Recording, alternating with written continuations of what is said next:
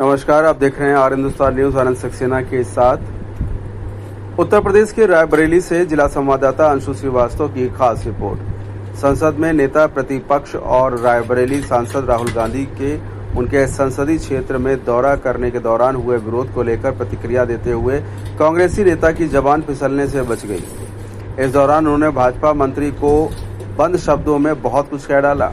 दरअसल भाजपा के राज्य मंत्री दिनेश सिंह आज राहुल की विजिट के दौरान उनके कार्यक्रम स्थल पर पहुंच गए। यहां उन्होंने अपने समर्थकों के साथ राहुल वापस जाओ के नारे लगाते हुए धरना दिया है।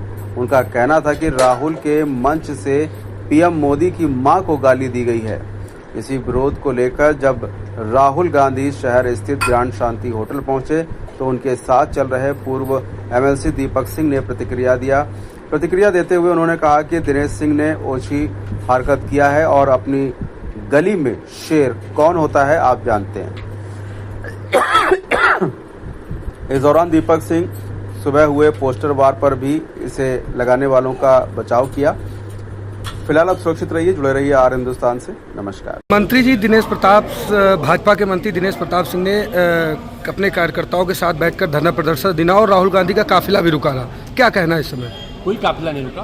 पूरी कोशिश करने के बाद अगर एक मंत्री 50-60 आदमी जुटा पाता है, उसमें से आधे लोग राहुल गांधी जिंदाबाद के नारे लगाते हैं, तो मैं नहीं मानूंगा। लेकिन इतना ज़रूर है कि उसकी जो कोशिश थी वो अपने मंत्री परिषद को बचाने के लिए थी, लेकिन तरीका गलत था।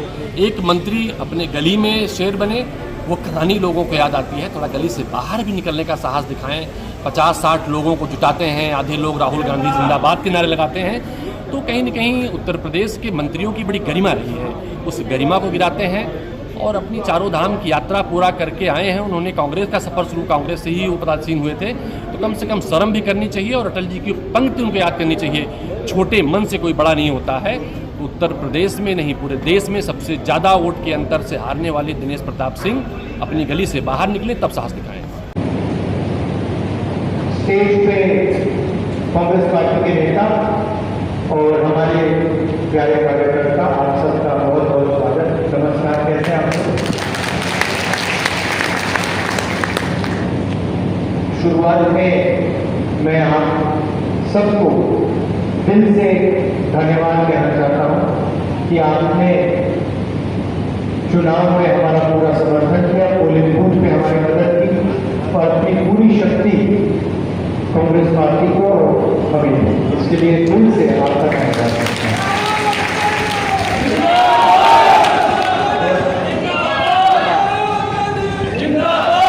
जहां भी मैं जाता हूं कांग्रेस के कार्यकर्ताओं से जब मिलता हूं तो मैं उनसे कहता हूं कि आप हमारे भविष्य हैं और आपसे कहना चाहता हूं कि आप कभी भविष्य हैं।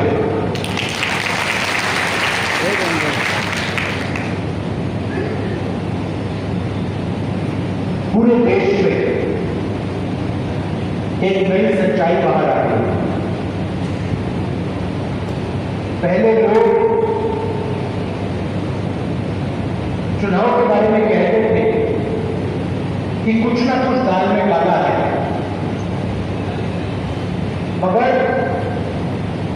सबूत में कोई ईवीएम कहता था, कोई वोटर लिस्ट की बात करते थे, मगर हाथ में सबूत नहीं।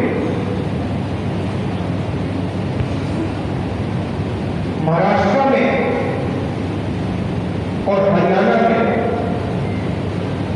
लोकसभा के बाद जो चुनाव हुए, विधानसभा के चुनाव हुए, उनमें हमें ब्लैक एंड व्हाइट में सबूत मिले।